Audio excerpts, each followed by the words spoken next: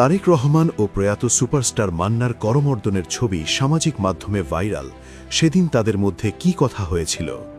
দীর্ঘ ১৭ বছর পর বিএনপির প্রার্থিত চেয়ারম্যান তারেক রহমান যখন দেশের মাটিতে, ঠিক সেই মাহেন্দ্রক্ষণে সামাজিক যোগাযোগ মাধ্যমে ভাইরাল হয়েছে ঢালিউডের কালজয়ী নায়ক মান্নার সঙ্গে তার একটি পুরনো ছবি, যেখানে দেখা যাচ্ছে এই দুই ব্যক্তিত্ব হাস্যোজ্জ্বল মুখে একে অপরের দিকে তাকিয়ে আছেন এবং হাত মিলিয়ে কুশল বিনিময় করছেন। এই এক ছবি ঘিরেই এখন নেট দুনিয়ায় চলছে তুমুল আলোচনা এবং তৈরি হয়েছে এক চাঞ্চল্যকর রহস্য। প্রশ্ন উঠেছে, সেদিন সেই ভিড়ের মাঝে দেশের এক প্রভাবশালী রাজনৈতিক নেতা এবং রূপালী পর্দার শীর্ষ নায়কের মধ্যে আসলে কি কথা হয়েছিল? বিশ্বস্ত সূত্র এবং প্রত্যক্ষদর্শীদের মতে ছবিটি ২০০২ সালের পরবর্তী সময়ের। দিনটি ছিল পহেলা বৈশাখ। রমনার বটমূলে বর্ষবরণ অনুষ্ঠানে বিশেষ অতিথি হিসাবে আমন্ত্রিত ছিলেন চিত্রনায়ক মান্না। ঠিক সেই অনুষ্ঠানেই উপস্থিত ছিলেন তৎকালীন ক্ষমতাসীন দল বিএনপির প্রভাবশালী নেতা তারেক রহমান। সেখানেই তাদের মধ্যে আকস্মিক দেখা হয়ে যায়। জানা গেছে তাদের মধ্যে অত্যন্ত আন্তরিক পরিবেশে বেশ কিছুক্ষণ আলাপচারিতা চলে। মূলত দেশের চলচ্চিত্র শিল্পের তৎকালীন অবস্থা এবং সমকালীন রাজনীতি নিয়ে সংক্ষিপ্ত অথচ সারগর্ভ কথা বলেছিলেন তারা। তারেক রহমান মান্নার অভিনয়ের প্রশংসা করেছিলেন এবং মান্নাও বিনয়ের সাথে দেশের সাংস্কৃতিক অঙ্গনের উন্নয়নে সরকারের দৃষ্টি আকর্ষণ করেছিলেন। এই ছবি প্রকাশে আসার পর থেকেই সামাজিক যোগাযোগ মাধ্যমে শুরু হয়েছে নানা গুঞ্জন। অনেকেই প্রশ্ন তুলছেন, মান্না কি তবে রাজনৈতিকভাবে কোনো বিশেষ দলের প্রতি অনুরাগী ছিলেন? এই প্রশ্নের উত্তর খুঁজতে গিয়ে সামনে এসেছে আরও কিছু চাঞ্চল্যকর তথ্য।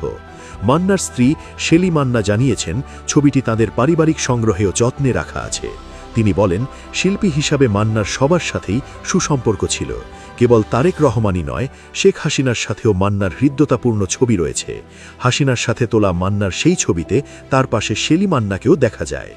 এই বিষয়টিকে কেন্দ্র করে প্রবীণ সাংবাদিক মাহফুজুর রহমান তার এক ফেসবুক পোস্টে গভীর বিশ্লেষণধর্মী মন্তব্য করেছেন। তিনি লিখেছেন, শিল্পীরা আসলে কাঁচের ঘরে বাস করেন। তাদের নিরাপত্তার জন্য এবং কাজের খাতিরে সব পক্ষের সাথেই সুসম্পর্ক বজায় রাখতে হয়। ১৭ বছর ধরে এই ছবিগুলো হয়তো কোনো লকারে সযত্নে তোলা ছিল, যা আজ প্রেক্ষাপট পরিবর্তনের সাথে সাথে ডানা মেলেছে। তার মতে, একটি ছবি দিয়ে কারো রাজনৈতিক আদর্শ বিচার করা কঠিন। মান্না ছিলেন গণমানুষের নায়ক, যিনি পর্দার ভিতরে ও বাইরে সবসময় অন্যায়ের বিরুদ্ধে প্রতিবাদী ছিলেন। চলচ্চিত্র অঙ্গনের বিশিষ্ট ব্যক্তিবর্গ এই বিতর্কে মুখ খুলেছেন। খলনায়ক মিশা সওদাগর এবং মেগাস্টার উজ্জ্বল মনে করেন, একজন শিল্পী যখন প্রয়াত তখন তাকে কোনো রাজনৈতিক গণ্ডিতে আবদ্ধ করা ঠিক নয়। উজ্জ্বল তার মন্তব্যে উল্লেখ করেছেন, শিল্পীদের অনেক সময় পরিস্থিতির প্রয়োজনে বিভিন্ন রাজনৈতিক ব্যক্তিত্বের সাথে সৌজন্য সাক্ষাৎ করতে হয়। জাতীয় চলচ্চিত্র পুরস্কার গ্রহণের সময়ও শিল্পীদের সরকার প্রধানের হাত থেকেই তা নিতে হয়। তাই বলে তাদেরকে বিশেষ কোনো রাজনৈতিক তকমা দেওয়া সমীচীন নয়। মান্না তার কেরিয়ারের শীর্ষে থাকাকালীন সরাসরি কোনো রাজনীতির মাঠে নামেননি। তিনি তার অভিনয়ের মাধ্যমেই সাধারণ মানুষের মনের ভাষা বোঝার চেষ্টা করতেন। তার চলচ্চিত্রগুলোতে সবসময় সমাজের শোষিত মানুষের জয়গান গাওয়া হতো। ১৭ বছর পর তারেক রহমানের সাথে তার এই ইবিরাল ছবিটি ভাইরাল হওয়া আসলে একটি ঐতিহাসিক মুহূর্তেরই প্রতিচ্ছবি। এটি প্রমাণ করে, মান্না কেবল পর্দার নায়কই ছিলেন না, বরং সামাজিক ও রাজনৈতিক অঙ্গনেও তার এক শক্তিশালী গ্রহণযোগ্যতা ছিল। আজ মান্না আমাদের মাঝে নেই, কিন্তু তার রেখে যাওয়া স্মৃতি এবং এই বিরল ছবিগুলো প্রমাণ করে তিনি ছিলেন সত্যিকারের এক মহানায়ক।